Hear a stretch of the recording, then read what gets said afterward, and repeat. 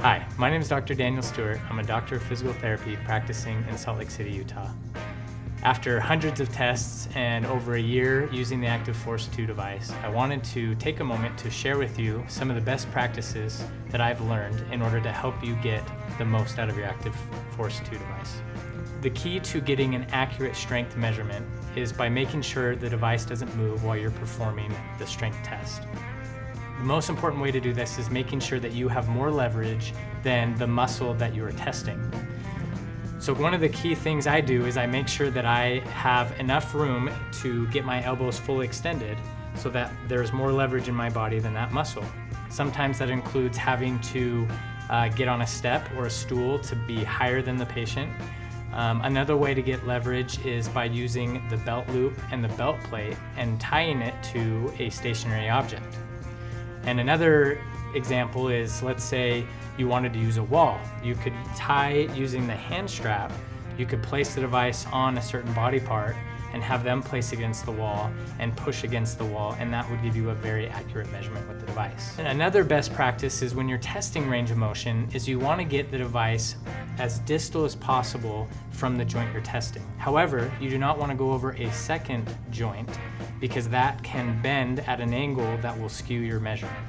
For example, when you're measuring shoulder flexion, if I lift my arm and I have the device pegged at my wrist and I bend my elbow, it's going to measure 180 degrees of shoulder flexion when really I'm only getting about 140. So by attaching the device at the distal end of my humerus, I can lift my arm all the way up and get a more accurate measurement. The same is true across the body. Remember, distal is always better as long as you're not crossing two joints. Another best practice when measuring range of motion with the Activforce 2 device is making sure that it stays in the same plane. For example, the device is programmed to measure range of motion in the sagittal plane, in the frontal plane, and the transverse plane. So when you're testing, make sure that it stays in the same plane, because if you allow it to cross 2 or 3 different planes, it'll add inaccuracies to your measurement. One thing that has really helped me in my practice with my patients is by comparing one side to the other. Now, sometimes you may not get the exact same measurement you were expecting based on goniometer or manual muscle testings with the hand, but if you're comparing it and you do it the same way to the other side, you are going to get an accurate comparison to the two sides. You can also, if you do it the same way in subsequent tests, it increases the reliability of the device. Another important thing when you're testing strength and you want to get an accurate and reliable measurement is you want to remember what angle the joint is when you test it. For example, if you test the knee extension, right, the quad muscles at 90 degrees, you want to do it at the same joint angle as you did the last time, because we know that there's different strengths based on the length of the muscle. So always remember that if you're testing a joint one way, you should test that same way each time, or write a note that says, I tested this patient's knee at this angle. That way you're more reliable from test to test over time. One thing that's really helped me and my patients when I don't have a normative value for like a strength test is making sure that there's symmetry between the two limbs.